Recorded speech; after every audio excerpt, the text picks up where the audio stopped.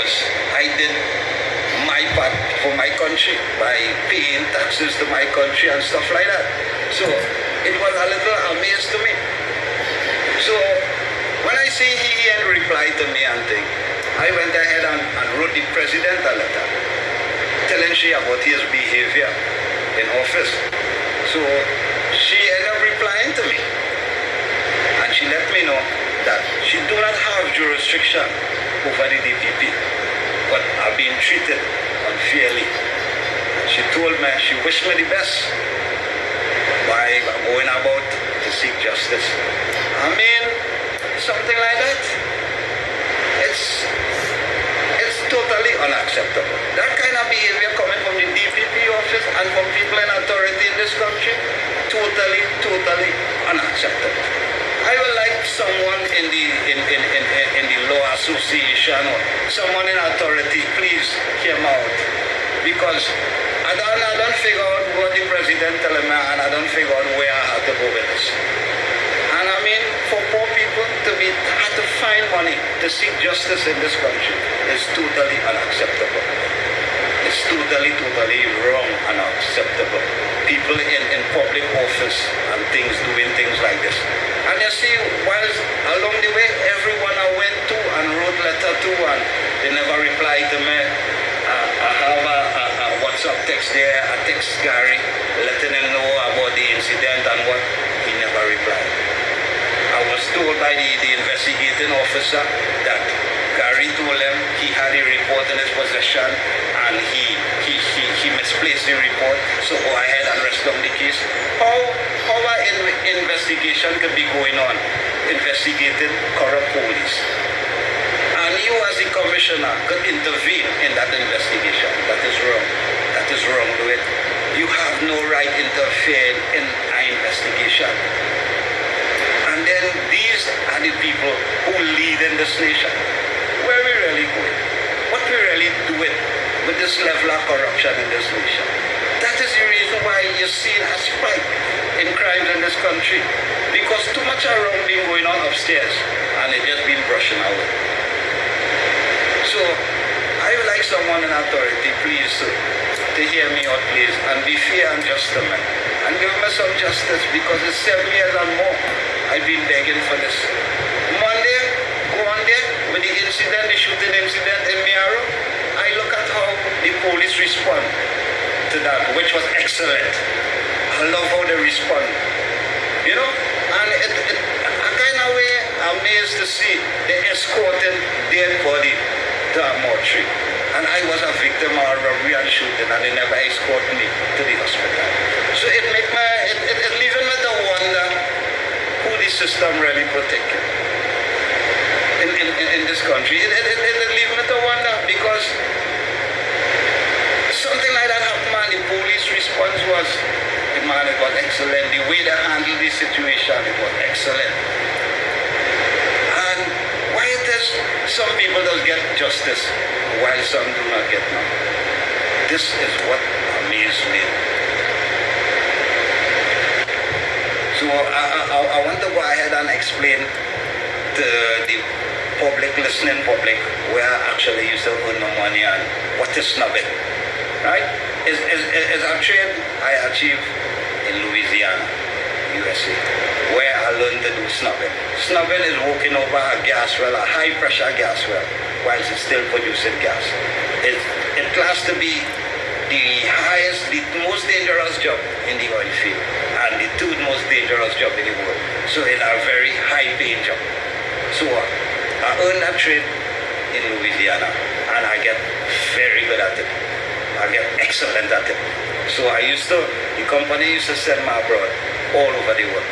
I used to work for some of the giants in the energy sector, like Exxon Mobil, BP, Shell.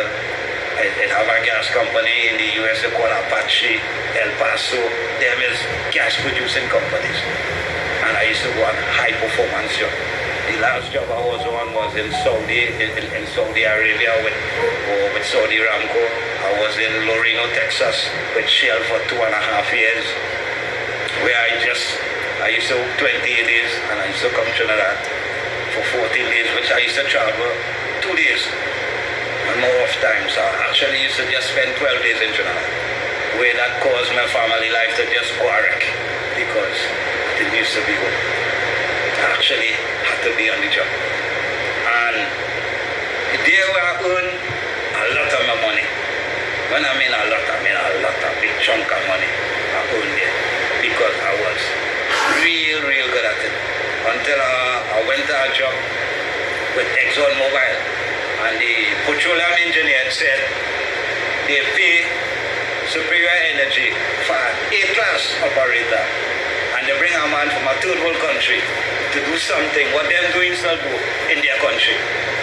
So I was kind of embarrassed, by someone saying that about me, and I know, well, I have a point to prove to that man, which I went ahead and approved my job. Excellent.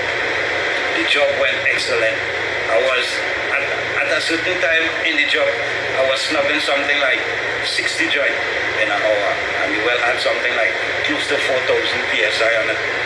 And he was amazed until he apologized to me in a morning meeting in front of everybody to say, well, I apologize to you because seeing where you came from, a third world country, and to achieve a skill like this, and to be so great at a skill like this, it leaves me amazed to see how fast you could snub pipe.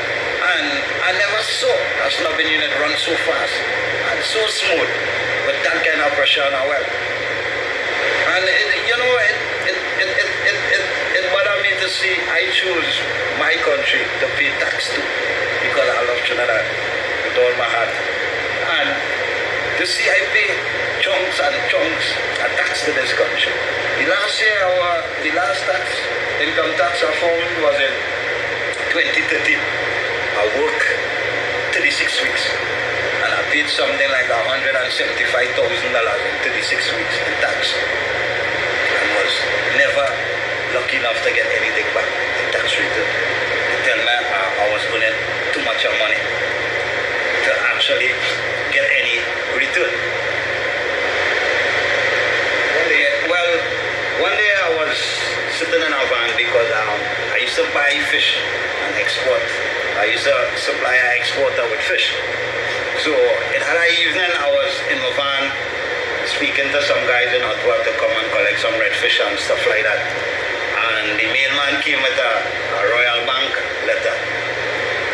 And instead of he put the letter in the mailbox, he threw it in the van where I was sitting because he saw me in the van. So whilst I opened the letter and thing, I saw some money transfer online to this two account. So I don't know the account, and it's money coming from the business going to this two account. So I went ahead and I wrote down the two account numbers, and when I went to the bank to find out who this account belongs to, and only get to find out, well, the account belongs to the lady who I had in the business place. She took her. She was stealing money from the business and banking under she took her name. So how the magistrate matter came about. And because of that, the first time the matter came call was on the 5th. Yeah, the 5th. And I appeared, but she didn't appear. So the second time the case was to call, it was to call on the 25th of March. And I get gone down the 23rd of March. So anybody could understand where that shooting came from. And all of that is for what is rightfully mine and what I work hard for. And the magistrate, when I came out of the hospital and thing, just a couple of days after I came out of the hospital, I had faced with going to court. And my whole leg was in plaster and bandage. I couldn't myself walk, but I had to open up the magistrate step. I went to court in a short pants with no boxers on because I couldn't wear boxers. So I went to court with a short pants on with no boxers, with a slipper in my feet. And I was not awarded nothing. The business, everything was given to the woman. The money, the magistrate tell me I cannot access no money because everything he gives the shit. So I end up with nothing. I had 2 vehicles because of my injury and thing. Well, the vehicle name was repossessed. So, you see that? Good morning. Welcome to I'm a Rasta for Life, the National Board of Comments. I just put the video on hold. Okay, so he suspects that the woman who was stealing money from his business was responsible for his shooting. By the bank because I couldn't work to earn money to finish pay for the vehicles and them. So Royal Bank took the vehicles, they took what money I had, and they said I was owing them money still. Which after I get paid off from the company, I went ahead and paid Royal Bank with 2 full citizen managers check. And last year, 2020, I went to the Agriculture Bank in Sani Grande to see if I get a small loan to purchase a fishing boat to, try to fit back in society, try to get going. And to my great surprise, I was confronted by the finance department telling me that I am owing Royal Bank still. And when I tried to reach out to Royal Bank, they told me they make a mistake. And they make a mistake. I still owe them $2,500. So I told them, well, you will never write me. You will never let me know I owe you all. So they went ahead and sent the Royal Bank bailiff to me to repossess something for the money. So when I explained to the bailiff exactly what took place and how I paid Royal Bank and thing, he turned and he called Royal Bank and he told them, hey, all you need to get all the act together. This man not owing all it. Because all they told the man XYZ and the man told me is that what he gives to all you. So how come now all they could make a mistake and this man still owing all the $2,500, which all they never notified the man. All they just went ahead and write up the man name in red. And right now the man cannot purchase nothing because of the position all they put him in. And well, I went to Arima branch Royal Bank and they let me to know is either you pay the money or I sit with you. So, but to me, it makes basically unfair. Because you cannot tell me I owe you XYZ. And when I give you XYZ, you come back to me and tell me, I mischecked the money, you're still owing me $2,500. That is unfair to me, I'm not owing you. Because you told me what I was owing. And because of that now, my life today, very hard.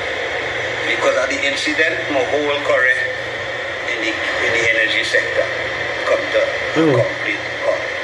Sad. I have a very good career. I had a very good career. I have a ton load of experience, which no company will hire me with this kind of injury at this age. So the oil and gas sector is totally out.